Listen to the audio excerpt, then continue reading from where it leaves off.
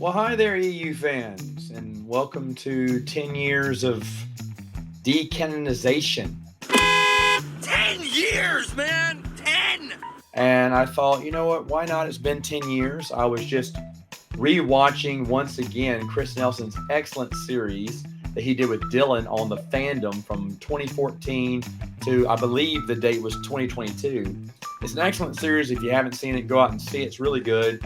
And I thought maybe I'd give my take on all the drama and my involvement with it from back in the day. Because you know what we all love? Well, I mean, most people love, I don't care about, is fandom drama. Drama within the fandom. Controversy between fans.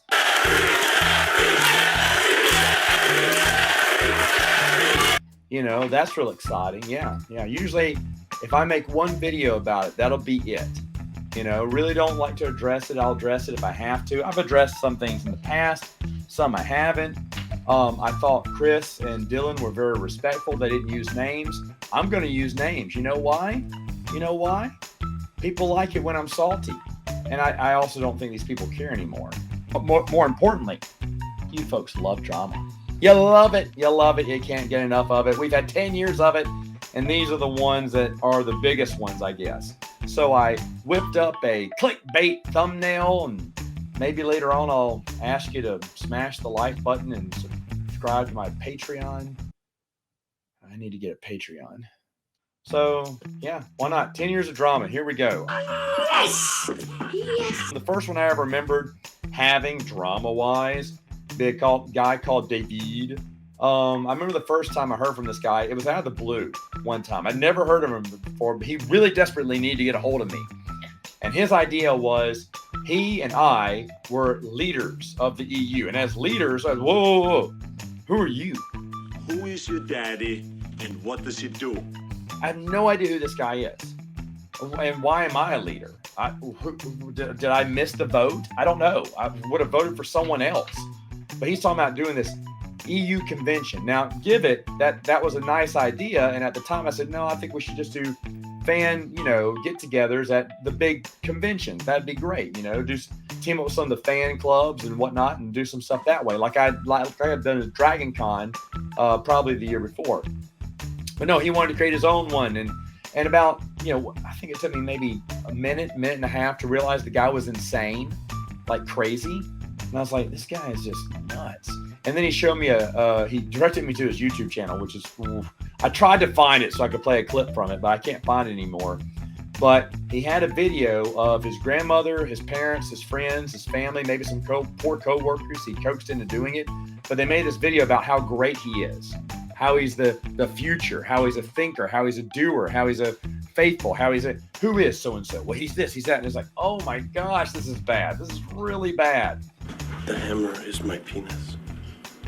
And it told me everything I needed to know about the guy instantly. I knew it wasn't going to survive. Now, I had no idea that this guy went on, grabbed some people's money until Chris and Dylan talked about it. I had no idea what became of that guy because I just stopped right there. All I know is he was a pain in our neck forever because then he went around to all the conventions pretending to be the leader of the EU. Again, no one knew who this guy was, where he came from, who he was. Just, hey, some fandoms, they catch the crazies, and we've caught our fair share of crazies, let me tell you that. But it actually leads in, this is kind of funny because it actually leads in to the next big drama I ever had. Because he interacted with Brian from Tashi Station at Dragon Con that year, and he probably nagged the bejesus out of him. Want to hear the most annoying sound in the world?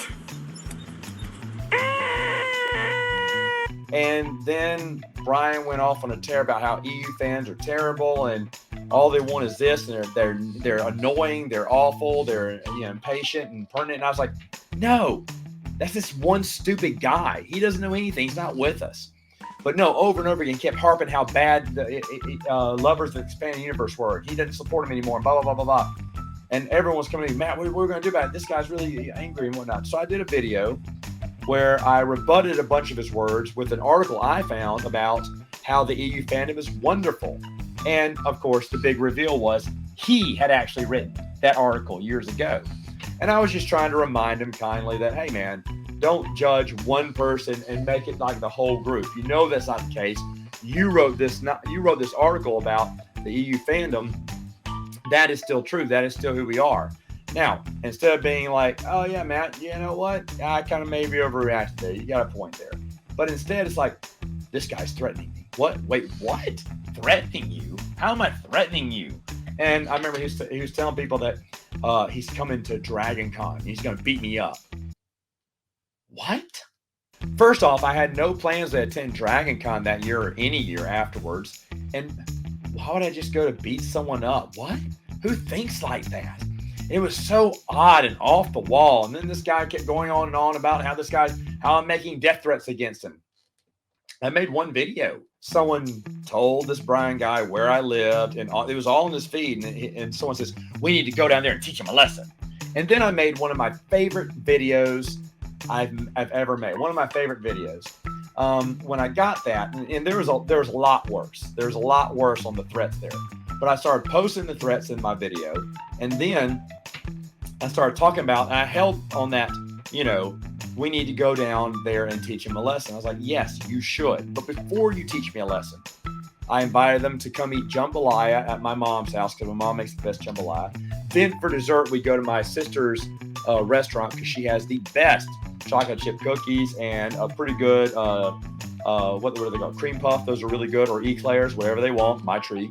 And then, but wait, before they teach me that lesson, maybe we can talk a little Star Wars EU, maybe play a board game or two. That'd be fun. And then afterwards, after the evening's kind of winding down, you go ahead and teach the lesson to me, whatever it is, before you go. I don't want to make your trip back too late, but if we can just do a few things off my bucket list, when you come down here. The time I was writing for Sequart, one of the novels, and when it finally came out, he started attacking it and started saying, this guy makes death threats to everyone. He's threatened my life more than one occasion, or something like this. I was like, wait, what? And I remember the publisher called me and said, hey, who is this guy? And I was like, yeah, man, it's just some crazy dude. I am so sorry. I made a video about him a long time ago, and he's still just kind of office rocker. Okay, don't worry, we'll take care of it. And they did, and I never heard from him again. Like that. He's gone. Well, this next one is a doozy to be sure. Who says doozy anymore? Oh, wait, I do.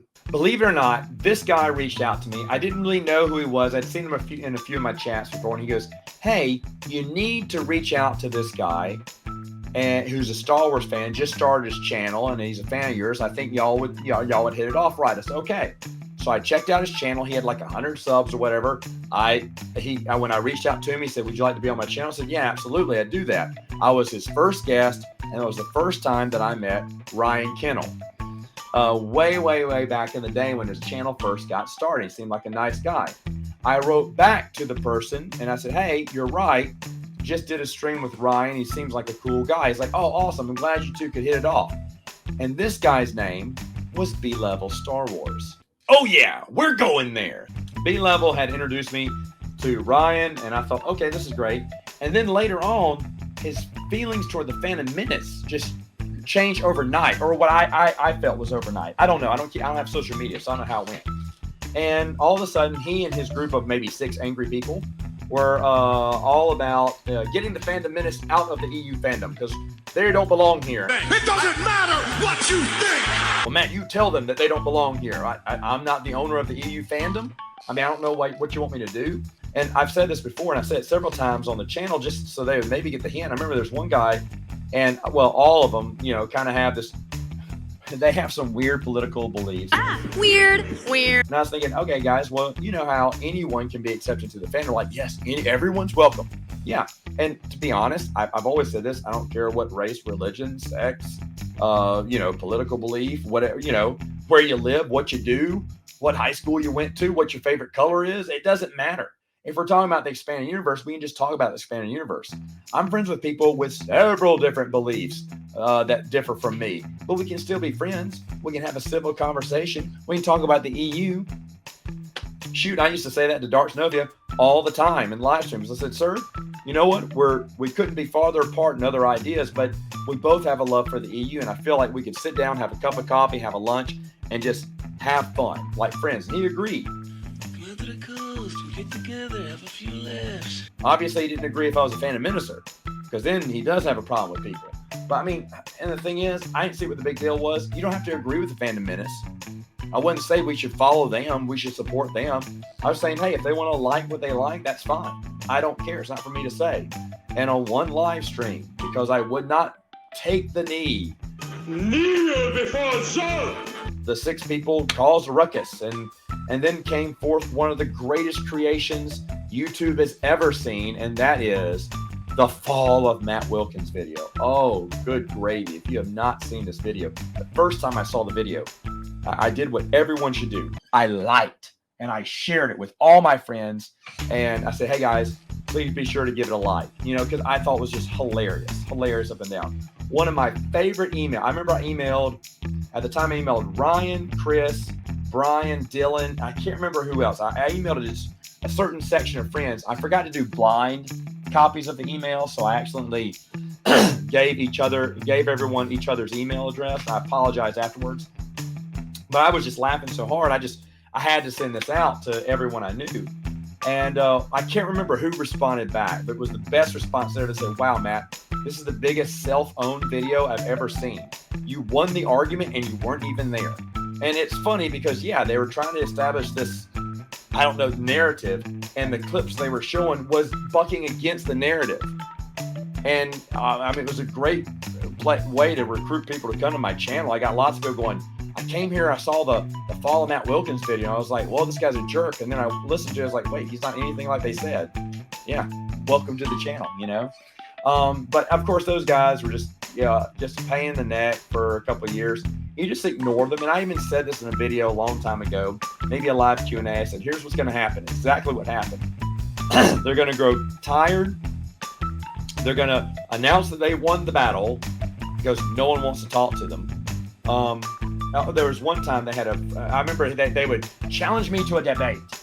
Supposedly B-Level challenged me to a debate. I didn't know about it. And when I was told about it, I was like, I'm not showing up at a debate. What? No.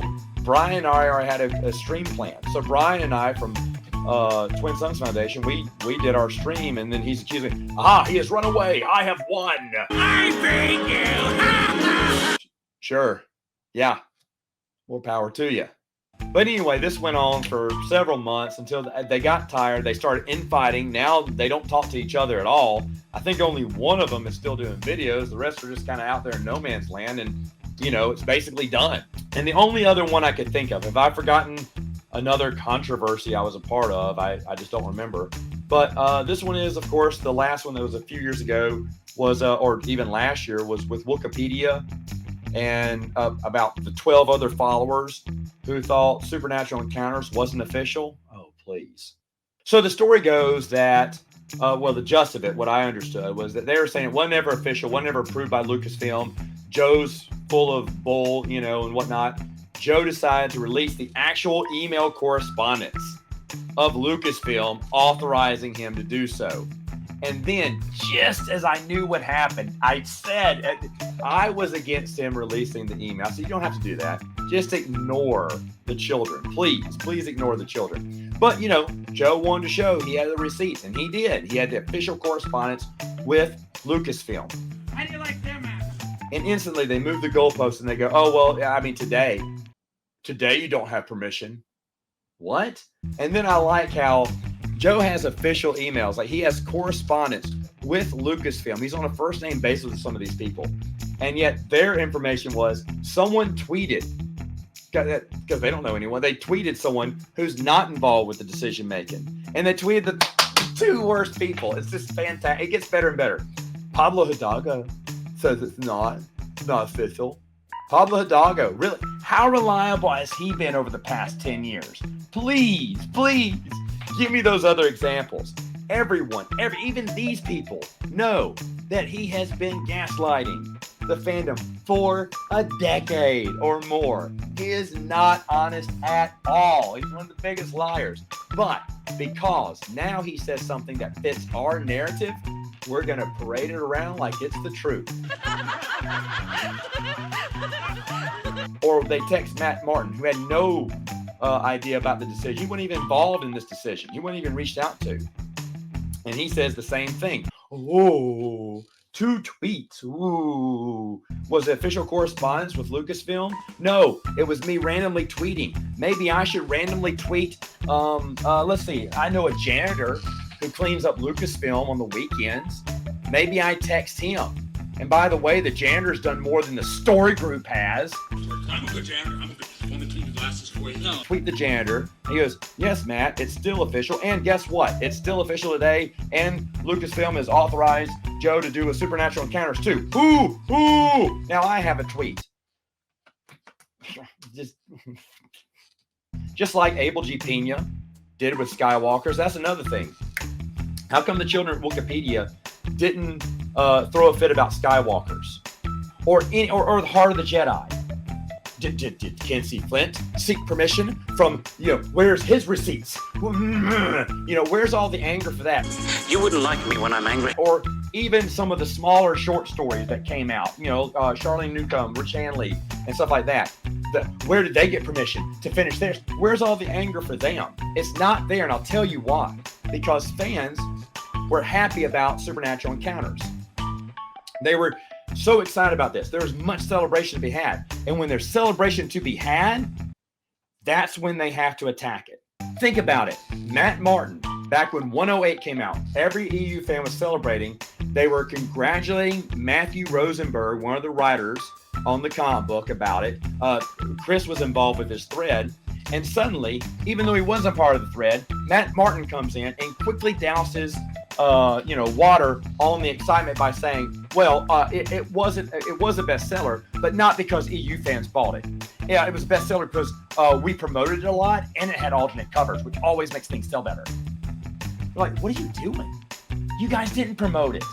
Remember at Celebration, we were all excited to hear what news they tell us about 108 since Marvel announced it. You know what it was? You know what the announcement was? One line of dialogue at the Marvel preview. That was it.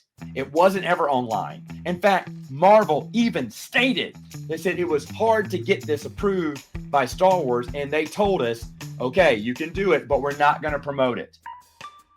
And then Matt Martin comes in here trying to make up a story just to kind of downplay the huge numbers it made. But because EU fans got excited about it, there's always going to be a small faction to naysay it and try to bring it down because they don't want EU fans to have a win. They don't want to be happy.